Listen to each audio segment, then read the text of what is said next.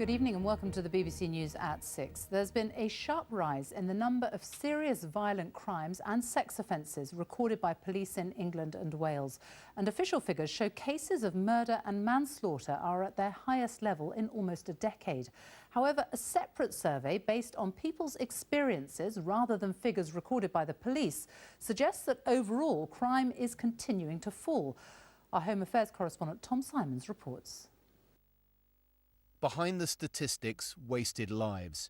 A decade after Mishak Cornelio first tried out the bike he'd been given as a present, he became one of the 4 young men stabbed to death in London on New Year's Eve, leaving his father confronting a nightmare. You saw his body? Yes. What is it like for a father to see his son dead in front of him? Oh, I could not hang up. That's all I was crying. Slowly. He tells us in his native Portuguese he has no idea why it happened, what might have been going on in Mishak's life.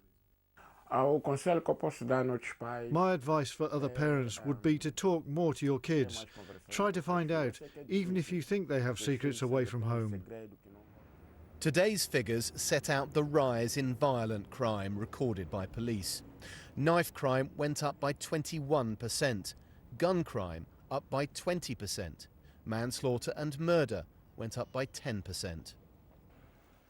Now, the official survey of crime shows that the number of people who say they've been a victim is falling steadily.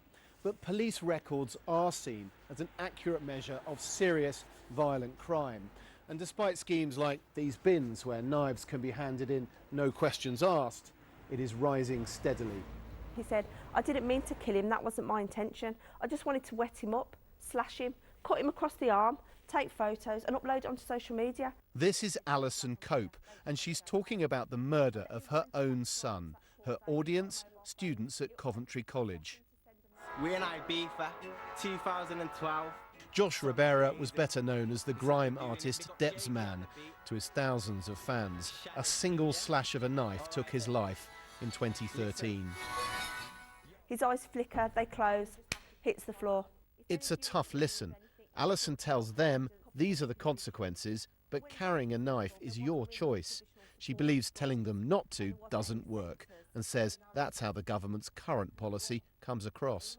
They are standing up and doing their token gesture and it isn't working. How many young people have to die for them to admit that what we're doing is not correct? True, government policy recently has centred on enforcement. Tough rules on knives, tough policing, tough sentences.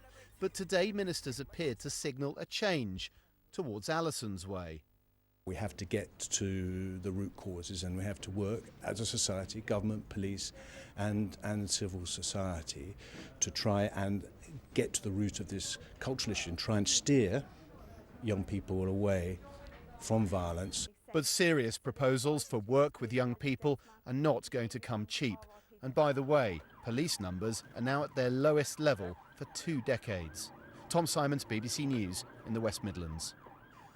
Our Home Editor Mark Easton is here. So we've got 2 separate sets of figures. One says that serious violent crime is up. The other says that overall crime is down. It's confusing. What is the reality? Well, my interpretation actually is that broadly, this is very good news, but with a real note of caution. Good news because, by the best measure we have, the chances of someone watching this programme being a victim of crime is at its lowest level, this is England and Wales I should say, is at its lowest level since records began. The number of victims, 10% down year on year, and actually 60% down since the number we had in the mid-90s.